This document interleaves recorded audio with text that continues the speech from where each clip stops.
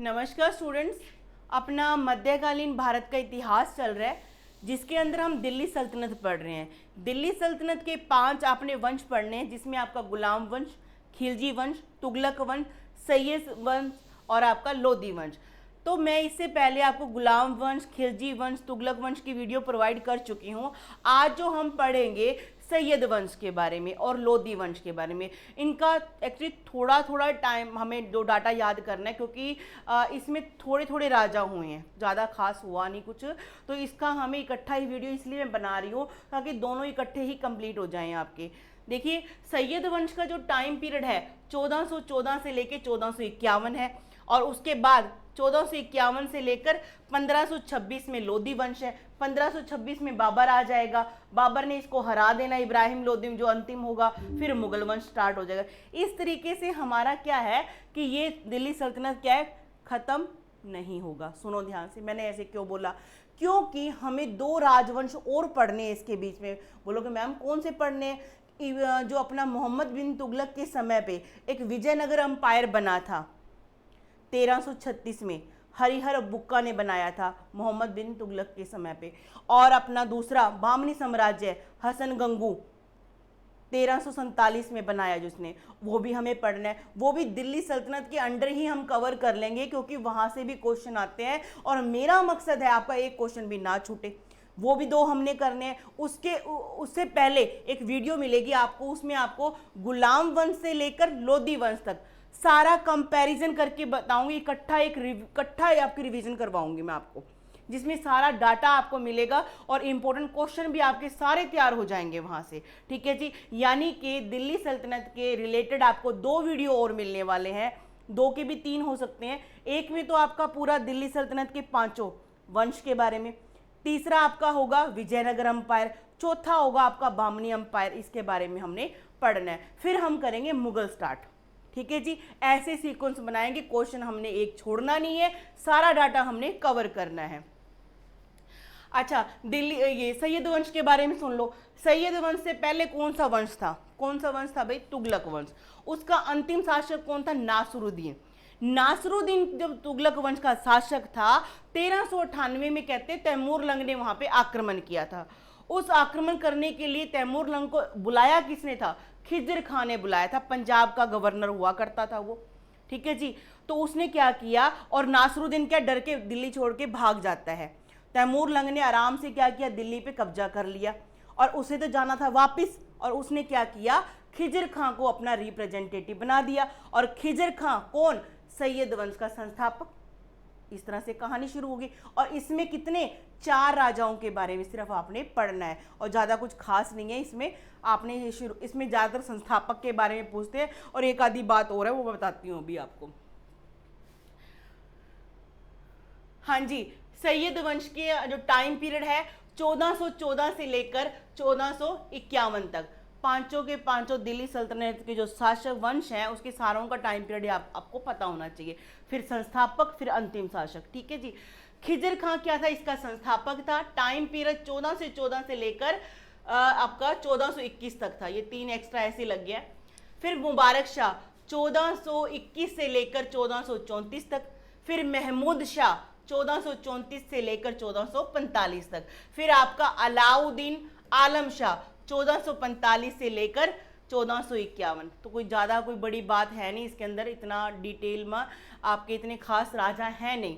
ठीक है जी, खिजर खां के से, फिर क्या है, एम से मुबारक, खिजर मुबारक हो किसको? महमूद शाह को। ठीक है, और आलम शाह खुश हो गया। ऐसे कुछ ट्रिक बना लो, मेरा मकसद आपको सिर्फ याद कराना है। खिजर मुबारक हो, महमूद शाह, आलम आलम हो जाओ। ठीक है जी, जो मर्जी बोलो, ऐसे करके 4 बंदों के नाम याद रखने आपने, और हो भी जाता, कोई खास बात नहीं है। चलिए खिजर खां के बारे में पढ़ लेते हैं। कहते सैयद वंश का संस्थापक कौन था? खिजर खां था। मेन क्वेश्चन तो आपका यहीं से बन गया, यही क्वेश्चन आता होता है। सैयद वंश का इस्लाम धर्म के संस्थापक पैगंबर मोहम्मद साहब का वंशज मानते हैं। जो सैयद वंश है अपने आप को क्या मानते हैं कि हम तो पैगंबर जो मोहम्मद साहब है ना उसके वंशज हैं हम। कौन मानता है ये बात? सैयद वंश वाले अपने आप को। तो एक ये बात भी कुछ इंपॉर्टेंट है कहते सल्तनत काल में शासन करने वाला एकमात्र वंश जो था ये सिया थे। कौन से थे? सिया। इसमें भी होते ना सिया और सुन्नी, सिया और सुन्नी होते ना मुसलमानों में जो कैटेगरी होती है, ये सिया थे। ठीक है जी, आगे देखते हैं। 1398 ईस्वी में तैमूर के भारत आक्रमण के समय खिज्र खान ने उसकी क्या की थी? सहायता की थी। 1398 में तैमूर ने क्या किया था? आक्रमण किया था। और उस समय शासक कौन था? तुगलक वंश का नासरुद्दीन, और वो भाग गया था। और तैमूर की हेल्प किसने की थी? खिज्र खान ने।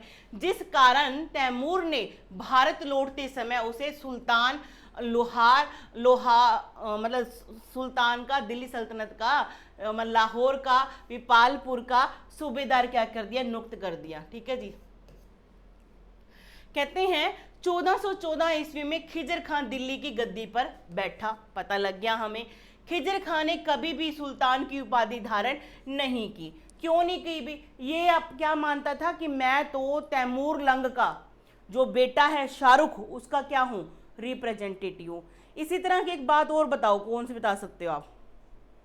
कुतुबुद्दीन ऐबक मोहम्मद गौरी का अपने आप को क्या मानता रहा? गुलाम मानता रहा। वो सिपा सलाह मानता, ठीक है, सिपे सलाहर अपने आप को मानता था। उसने कभी भी अपने आप को राजा घोषित नहीं किया। इल्तुतमिश ने किया था फिर जाके आगे। इसी तरह ये भी था, कहते बल्कि स्वयं को रैयत ए आला कहा इसने। खिज्र खान ने अपने आप को तैमूर लंग का जो पुत्र था शाहरुख, उसका क्या प्रतिनिधि बताया। इस खिज्र खान की मृत्यु हो गई कब? 20 मई 1421 को। 1414 में बना और 21 में क्या हो गई? मृत्यु हो गई। 7 का टेबल देख लो, 14 21 14 21।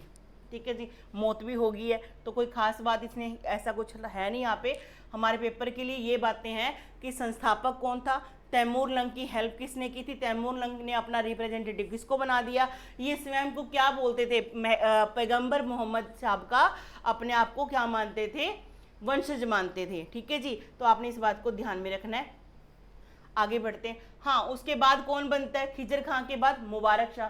खिज्र मुबारक हो, खिज्र मुबारक हो।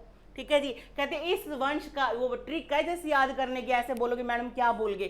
खिज्र मुबारक हो मतलब मैं आपको शासक याद करवा रही हूँ सैयद वंश के। ठीक है जी, आगे है। इस वंश का शासक मुबारक शाह ने सुल्तान की उपाधि धारण की। इसने की भाई, बिल्कुल। कहते हैं मुबारक शाह ने खुतबा पढ़वाया और अपने आप नाम के क्या चलाए? सिक्के चलाए। साथ ही खुतबे से तैमूर वंशजों और सिक्कों से तुगलक वंश का क्या कर दिया? इसने नाम हटवा दिया। इसने क्या बोला? हम है राजा, हम ही हम हैं बस। ठीक है जी, आगे क्या है? कहते इसने सिक्कों पर अपना नाम क्या लिखवाया? मोइजुद्दीन मुबारक।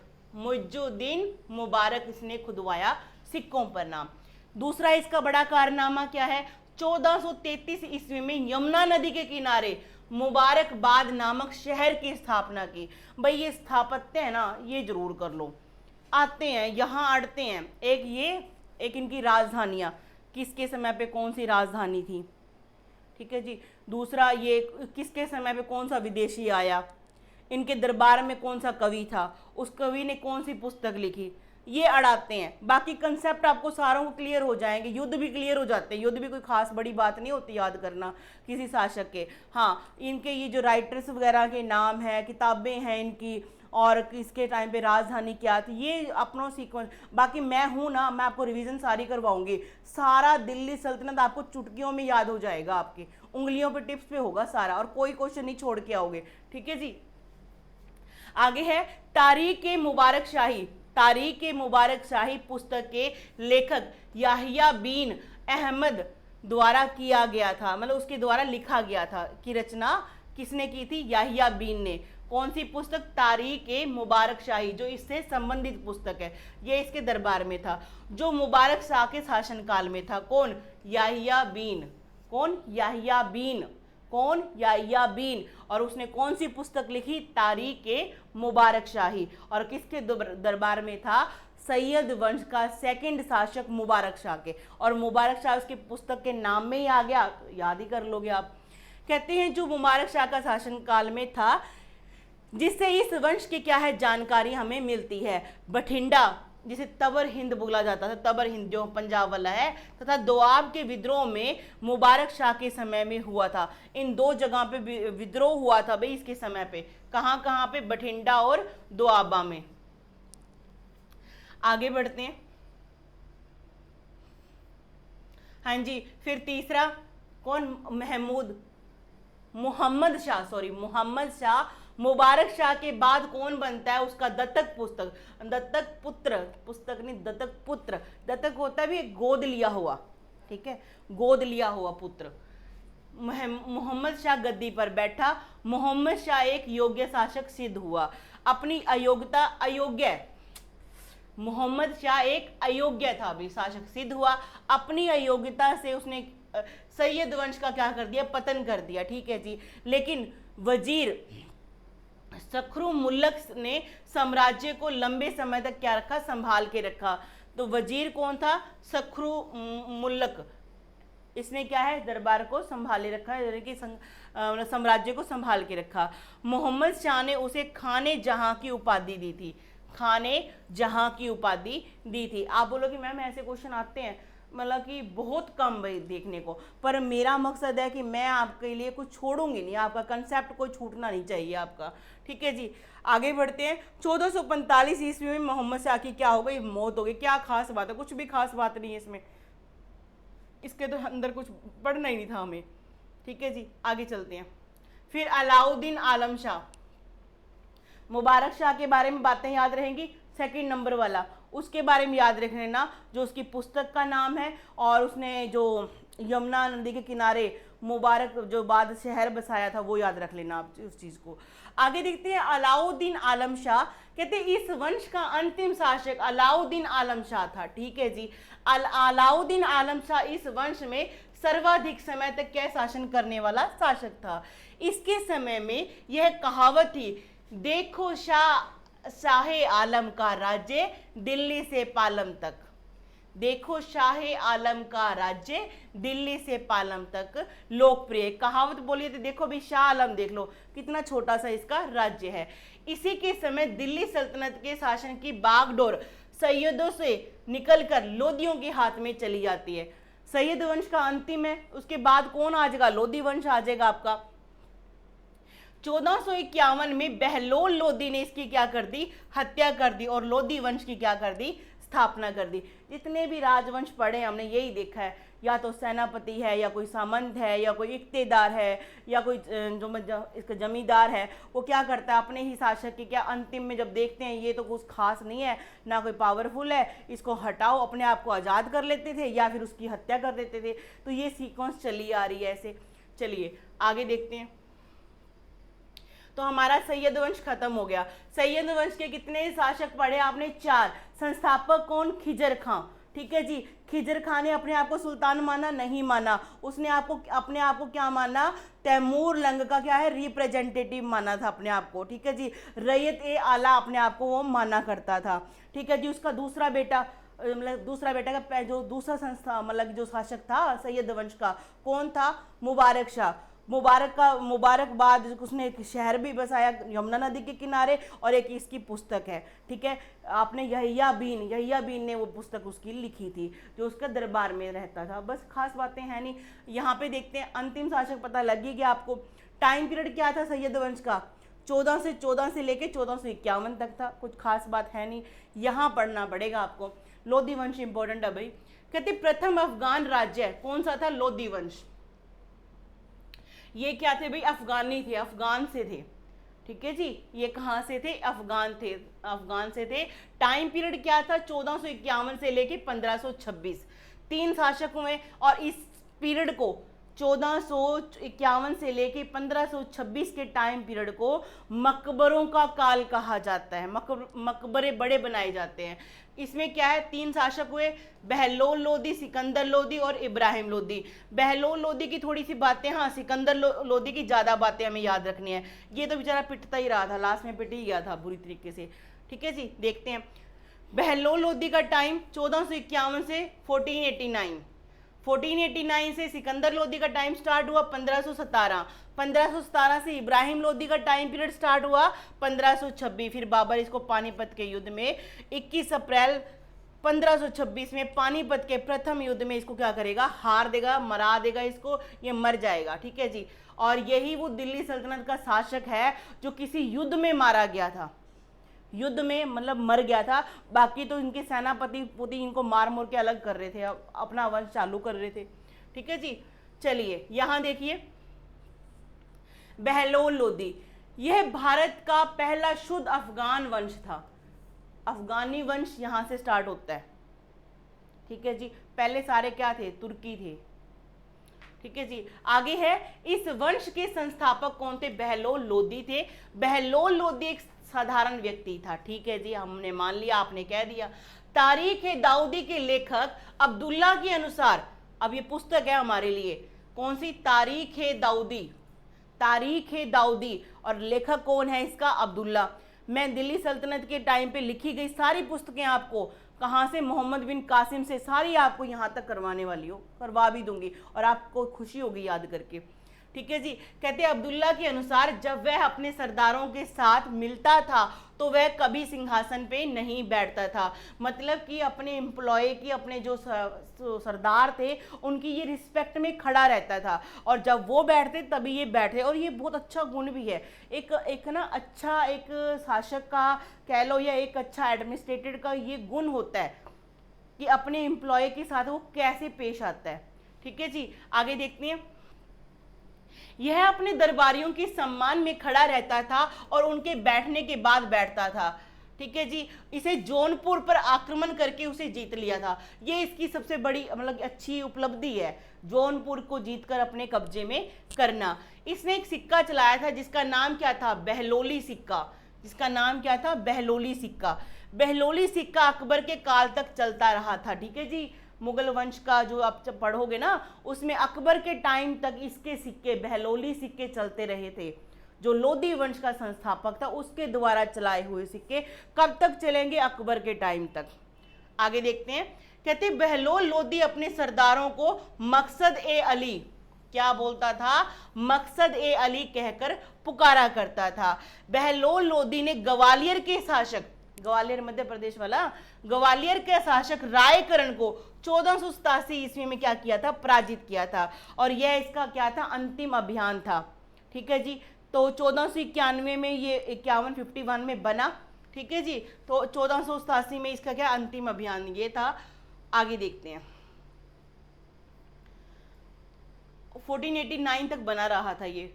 इसका टाइम पीरियड क्या था, 1451 से 1489 तक। किसका, बहलोल लोदी का टाइम पीरियड ये था। आगे बहलोल लोदी प्रथम अफगान राज्य की स्थापना की थी। मान लिया, समझ आ गया, हमें बता दिया आपने। कहते बहलोल और महमूद शाह की सेना के मध्य पानीपत के निकट नरेला नामक स्थान पर क्या हुआ था, युद्ध भी हुआ था। देख लेना भी, इसको याद रख लेना। मैं इसका युद्ध हुआ था कहाँ पर, पानीपत की जगह पर।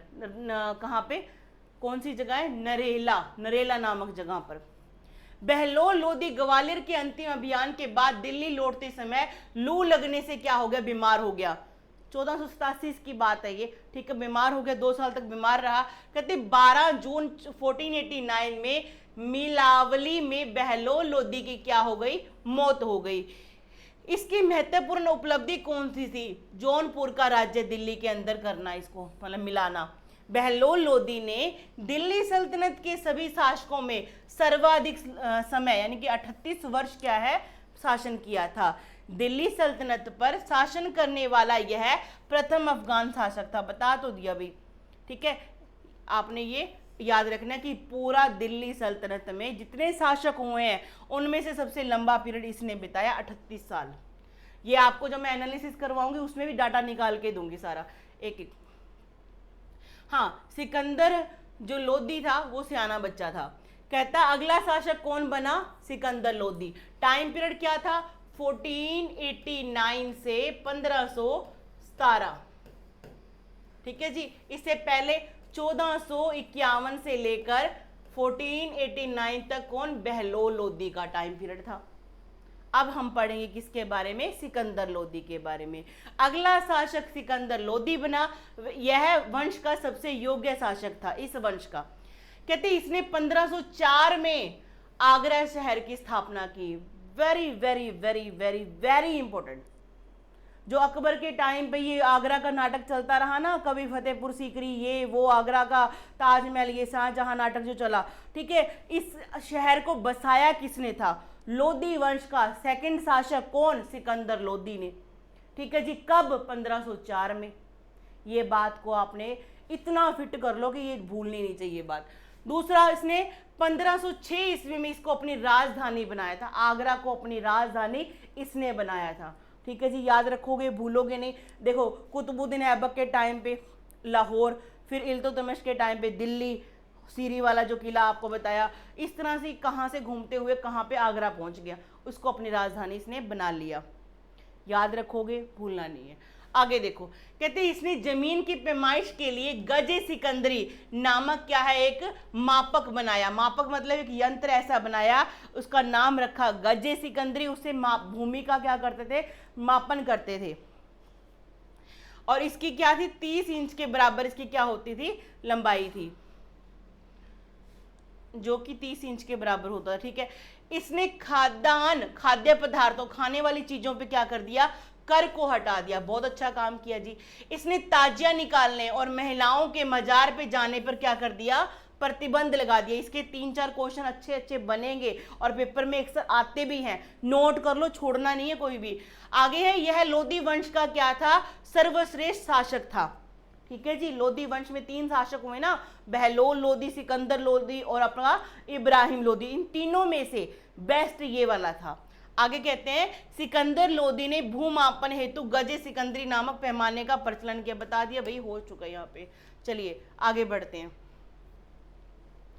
हाँ जी, आगे है, सिकंदर लोदी ने 1504 में आगरा शहर की स्थापना की। ठीक है जी, 1506 में इसने अपने राजधानी बना लिया आगरा को। ठीक है जी, सिकंदर लोदी ने गुलरुखी के उपनाम से फारसी में क्या की, कविताएं लिखी थी।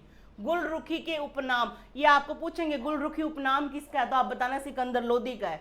इसने, कई होते ना जैसे कवि होते हैं अपना कुछ और नाम से कविताएं लिखते हैं, ये वो बंदा था। ठीक है जी, गुलरुखी के उपनाम से इसने फारसी में कविताएं लिखी।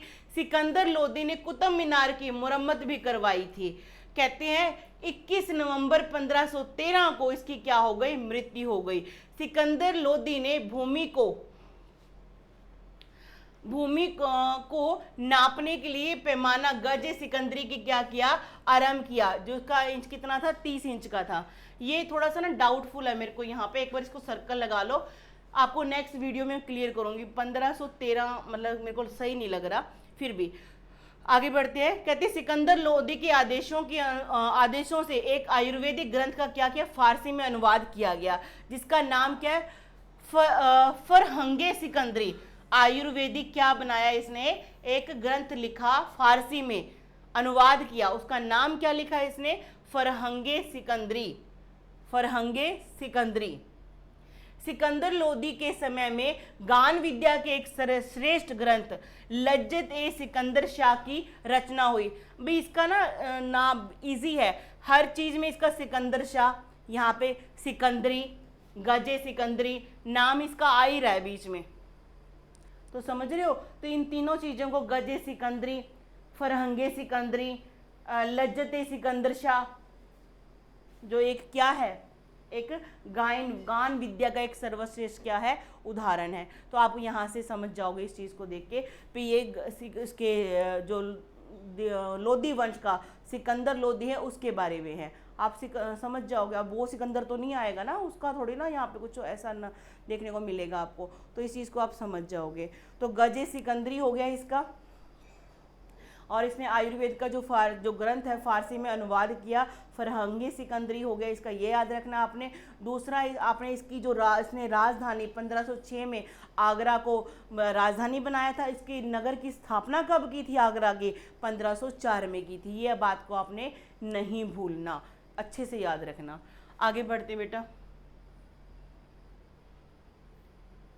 इब्राहिम लोदी। हाँ जी, कहते हैं 22 नवंबर 1517 ईस्वी में सिकंदर लोदी के पश्चात इब्राहिम लोदी दिल्ली का क्या बना, सुल्तान बना। इस वंश का अंतिम शासक कौन था, इब्राहिम लोदी था। 1500 इसकी युद्ध देख लेना, एक आध युद्ध है। 1518 ईस्वी में खातौली के युद्ध में राणा सांगा ने किसे क्या कर दिया, पराजित कर दिया था। इब्राहिम लोदी के संबंध में आलम खां एवं दौलत खां ने इब्राहिम लोदी को मारने के लिए बाबर को आमंत्रित किया था। जब भी मार मारेंगे ना दुनिया में, सोच लेना अपने ही मार मारेंगे, वरना दूसरा तुम्हें को हरा नहीं सकता। जब भी हारोगे देख लेना आपको अपने से हारना पड़ेगा। आपको दुनिया में कोई ऐसी चीज नहीं बनी, ताकत नहीं बनी जो आपको कभी हरा दे।